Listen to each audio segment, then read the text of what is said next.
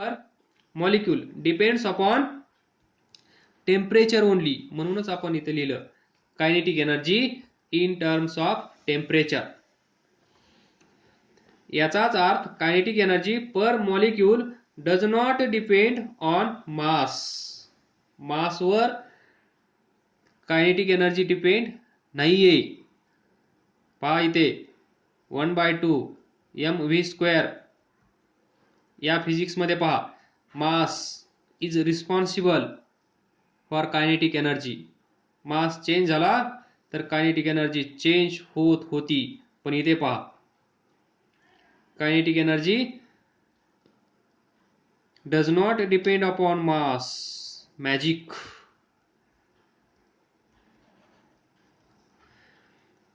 मासवर अवलंबून नाहीये. याचाच अर्थ आपण असं म्हणू शकतो, पहा, He, H2, O2 या सर्वांचं मास कसं आहे? मास कसं आहे? डिफरंट. मास डिफरंट आहे.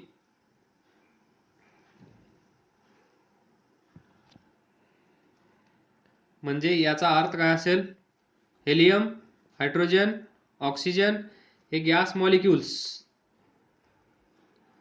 मास different gas molecules. Different gas molecules. तर यांचं मास पण डिफरंट असेल, तुम्हाला माहित आहे. तरी पण यांची कायनेटिक एनर्जी सेमच असेल.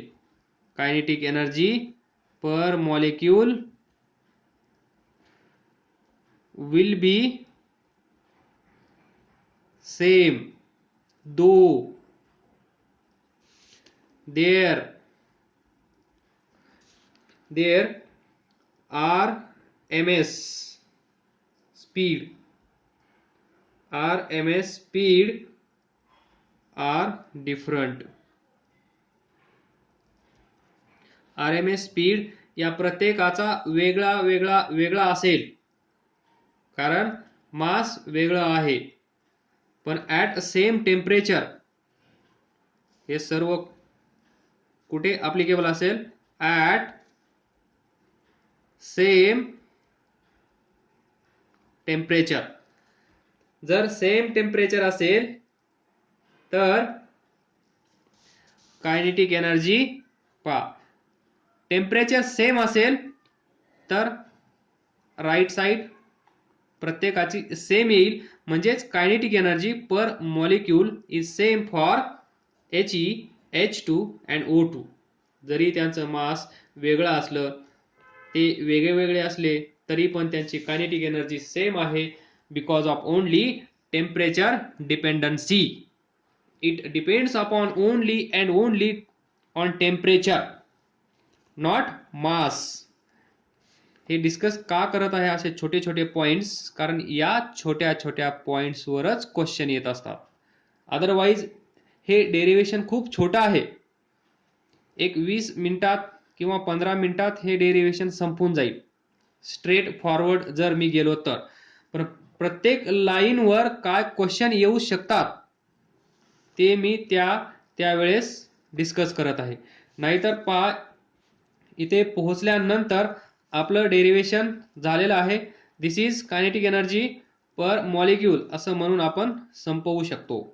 बट थोडासा फील देण्यासाठी किंवा त्या गोष्टी इमॅजिन होण्यासाठी मी थोडा वेळ त्या लाईनवर देत आहे.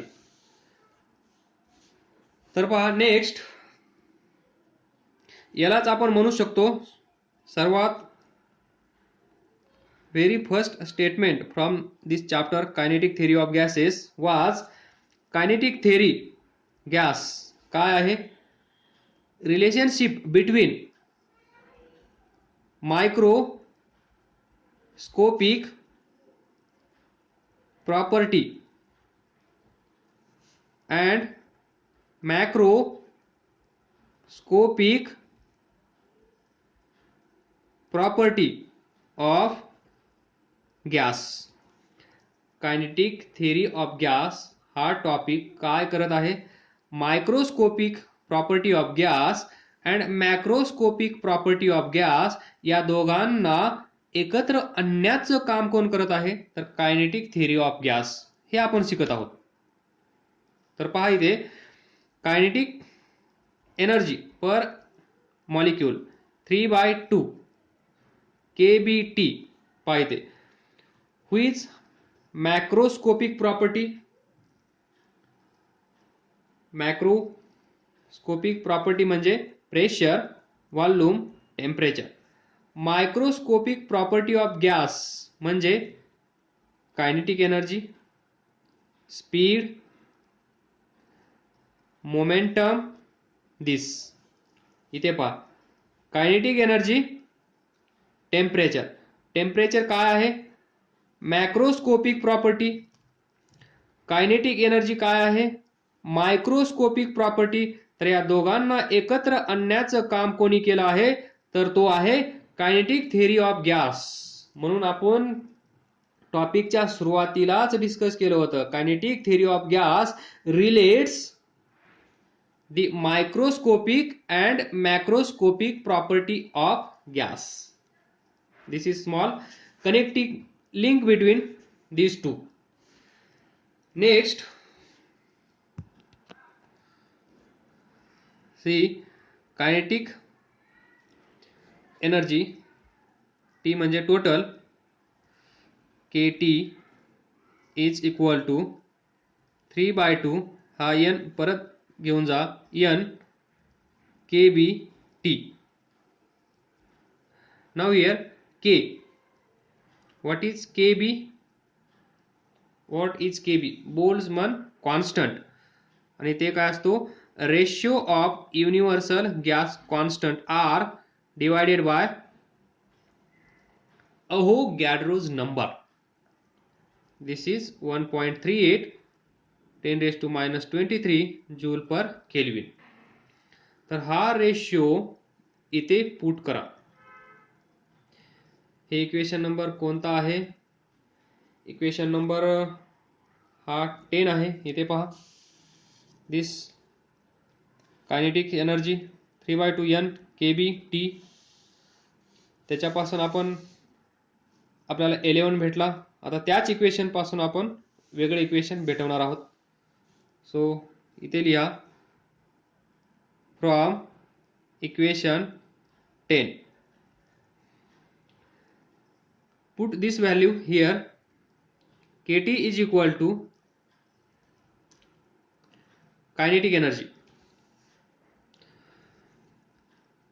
3/2 n KB च्या जागेवर R/NA into T. 3/2 RT bracket मध्ये n डिवायडेड बाय NA. काही जणांना हे क्लिक झाला असेल तर पहा हे काय आहे, व्हॉट इज दिस. मागच्या लेक्चर मध्ये सांगितलं आहे 1 मोल म्हणजे Na मॉलिक्युल्स. Na म्हणजे काय, 6.023 10⁻23 हा नंबर.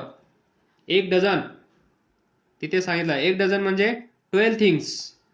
तर 1 मोल म्हणजे एवढ्या थिंग्स, एवढ्या क्वांटिटी. एका डझनमध्ये 12. त्याचप्रमाणे एका मोलमध्ये एवढ्या. ज्याला कोणाला रीड करायचं असेल त्यांनी रीड करू शकता. मी असं रीड करेन 6.023 into 10⁻23. तर पहा एवढे मॉलिक्युल्स असतील 1 मोल मध्ये. तर 2 मोल मध्ये किती असतील, double, that is 2 Na molecules. 3 मोल मध्ये किती असतील, 3 Na मॉलिक्युल्स. तर n मोल मध्ये किती असतील, n into Na मॉलिक्युल्स, एवढे मॉलिक्युल्स असतील n मोलमध्ये. तर पहा एका मोलमध्ये एवढे मॉलिक्युल्स म्हणजेच आपण काय म्हणतो त्याला n नंबर ऑफ मॉलिक्युल्स. 2 मोलमध्ये एवढे मॉलिक्युल्स म्हणजेच काय n नंबर ऑफ मॉलिक्युल्स. 3 मोलमध्ये एवढे मॉलिक्युल्स. आता 3 Na तर आपण लिहित बसणार नाही, मग याला कसं लिहिणार n नंबर ऑफ मॉलिक्युल्स. याच्यात हा n काय आहे number of molecules, number of gas molecules. ते किती आहेत आपल्याला माहित नाही, पण एका मोलमध्ये किती असतात ते आपल्याला माहित आहे. एका मोलमध्ये एवढे असतात, 2 मोलमध्ये एवढे असतील, 3 मोलमध्ये एवढे असतील, n मोलमध्ये एवढे असतील.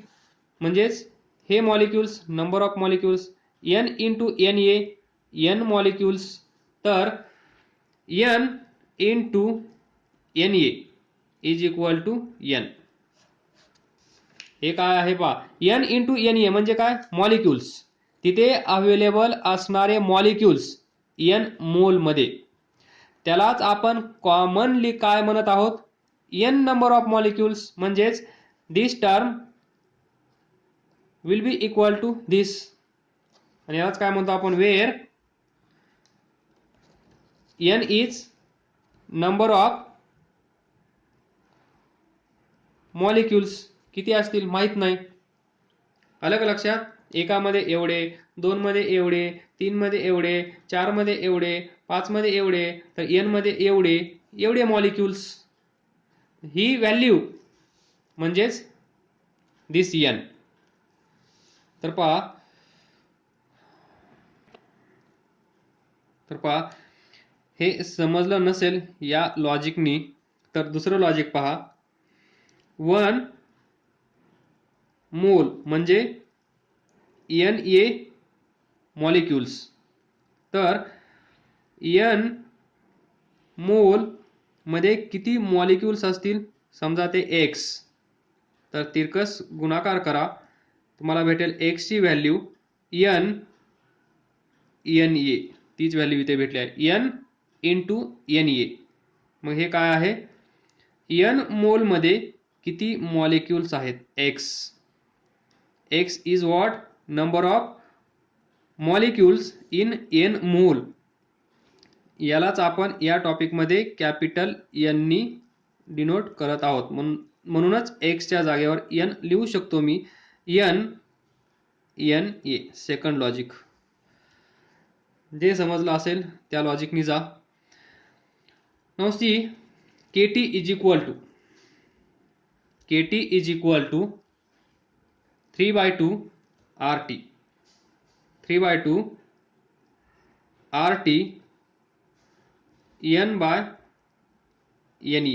इथून पहा n by Na काय येईल n by Na is equal to this n capital N divided by this Avogadro's number is equal to n. तर या ठिकाणी n तुम्ही लिहू शकता. तर तुम्हाला काय भेटेल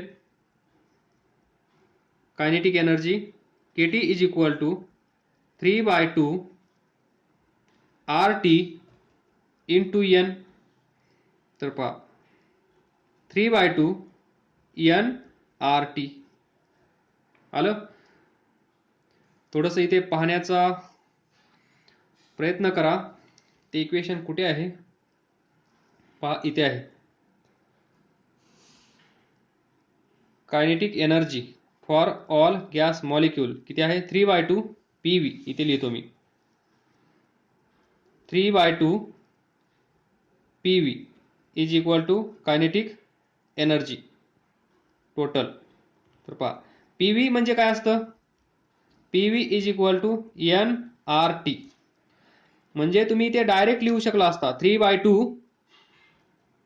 nRT. तर तुम्हाला तेच इक्वेशन भेटलं असतं kT is equal to 3/2 nRT. तुम्हाला माहिती आहे ना ideal gas equation PV is equal to nRT. आणि आपल्याला इथेच भेटलं आहे स्टार इक्वेशन जे आपण मार्क केलं होतं ते. Kinetic energy for all gas molecule is 3/2 PV. इथेच मी लिहू शकलो असतो PV is equal to nRT. So PV च्या जागेवर nRT आपण लिहू शकतो आणि आपल्याला अजून एक इक्वेशन भेटेल, अजून एक फॉर्म्युला भेटेल, तो इथे भेटला आहे. पण इथून इथे यायचं कसं हे तुम्हाला समजलं नसतं. त्यामध्ये भरपूर साऱ्या स्टेप्स आहेत. बोल्ट्झमन कॉन्स्टंट कसा इनकॉर्पोरेट करायचा, तो कसा पुट करायचा, या गोष्टी सर्व तुम्हाला शिकवण्यासाठी मी एवढं दुरून इथे पोहोचलो आहे. या मेथडचा उपयोग तुम्हाला प्रॉब्लेम सोडवण्यासाठी 100% इफिशियंटली होईल.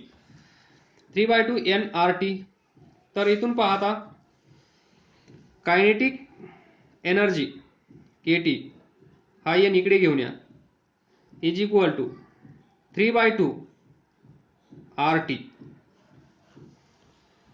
पहा इथे परत याच्यासारखं similar kinetic energy per molecule 3/2 KT. इथे पहा कायनेटिक एनर्जी पर मोल हा n काय आहे मॉलिक्यूल, हा n मॉलिक्यूल. त्यामुळे कायनेटिक एनर्जी पर मॉलिक्यूल हा n काय आहे मोल. त्यामुळे कायनेटिक एनर्जी टी खूप मोठा झाला. कायनेटिक एनर्जी पर मोल 3/2 RT. इथे पहा kinetic energy per molecule KT 3/2 KT. Same इथे युनिव्हर्सल गॅस कॉन्स्टंट R, इथे बोल्ट्झमन कॉन्स्टंट K. इथे पण पहा kinetic energy depends upon temperature. इथे पण पहा kinetic energy depends upon temperature. Because R is constant, K is constant. दोन similar forms. इथे लक्षात ठेवा जिथे बोल्ट्झमन कॉन्स्टंट आहे तिथे पर मॉलिक्यूल, जिथे R आहे तिथे पर मोल. इथे लिहून ठेवा पर मोल. इथे लिहिला आहे आपण एव्हरेज एनर्जी पर मॉलिक्यूल. त्याचप्रमाणे आपण इथं पण लिहूया कायनेटिक एनर्जी पर मोल that is KT divided by N is equal to 3/2 RT. असं लिहा, असं रीड करायची सवय लावा. कायनेटिक एनर्जी पर मोल, kinetic energy per mole is equal to 3/2 RT. इथे kinetic energy per molecule is equal to 3/2 KT. दिसत नसेल आता KT, ओव्हरराईट करून करून गायब झालं ते.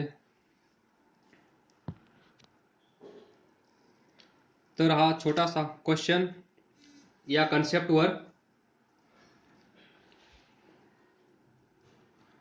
At 300 Kelvin what is the RMS speed of helium atom? Mass of helium atom is 4U. 1U is equal to एवढं kg दिला आहे. तर पहा छोटासा क्वेश्चन आहे. Temperature is given T is equal to 300 Kelvin.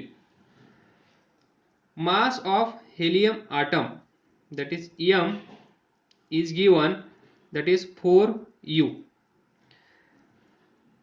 हे युनिट आहे atomic mass unit AMU.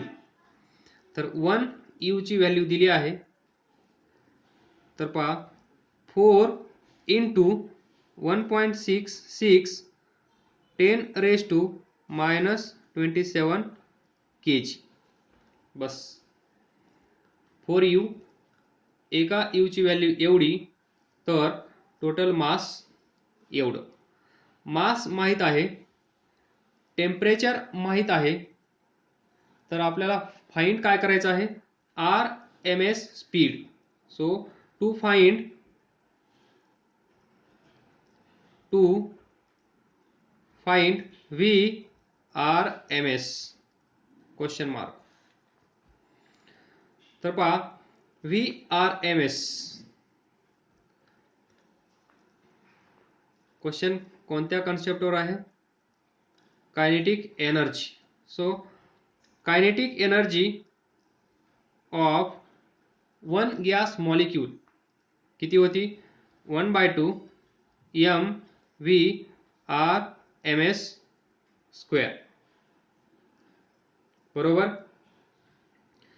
त्यानंतर kinetic energy in terms of temperature. In terms of temperature जी कायनेटिक एनर्जी आपण फाइंड केली ती मासवर डिपेंड नव्हती. जिथे स्पीड असेल तिथे मास असेल. थोडक्यात ट्रान्सलेशनल कायनेटिक एनर्जी. तर ही किती आहे? 3/2 kBT. आताच पाहिलं आपण कायनेटिक एनर्जी पर मॉलिक्यूल ही पण एका ॲटमची आहे. Mass of helium atom is given, so single particle is there. So mv/rs square kBT equation 1 equation 2 या दोघांना कंपेअर करा. 1/2 mv/rs square is equal to 3/2 kBT. 1/2 cancel. पाहिजे आपल्याला VRMS. So VRMS square is equal to काय येईल? 3 kBT divided by m. So VRMS is equal to square root of 3 kBT divided by m. आणि हा formula आपण मागच्या लेक्चरमध्ये derive केला आहे. VRMS is equal to 3 kT divided by m. मागच्या लेक्चरमध्ये हाच फॉर्म्युला आपण डिराईव्ह केला आहे. इथे थोडंसं तुम्हाला समजण्यासाठी या 2-3 स्टेप्स मध्ये टाकले आहेत. Otherwise we can solve directly by using this formula 3 kT by m. So 3 kB म्हणजे what is K? Boltzmann constant. तो किती असतो? 1.38 10⁻⁻23 into temperature 300 divided by m. mass of this helium atom किती आहे? 4 into 1.66 into 10⁻⁻27. तर हे solve करा. Solve केल्यानंतर पहा 3 into 1.38 300 divided by 4 into 1.66 हा -27 वर जाईल प्लस होईल. तर किती येईल? 10⁻⁻23 plus 27. 3 into 1.38 300 divided by 4 into 1.66 10⁻⁴. तर हा कॅल्क्युलेशन करा. VRMS आन्सर सांगतो. VRMS डायरेक्टली येईल 1368 meter per second. 1368 meter per second हे कॅल्क्युलेट केल्यानंतर. छोटासा क्वेश्चन होता.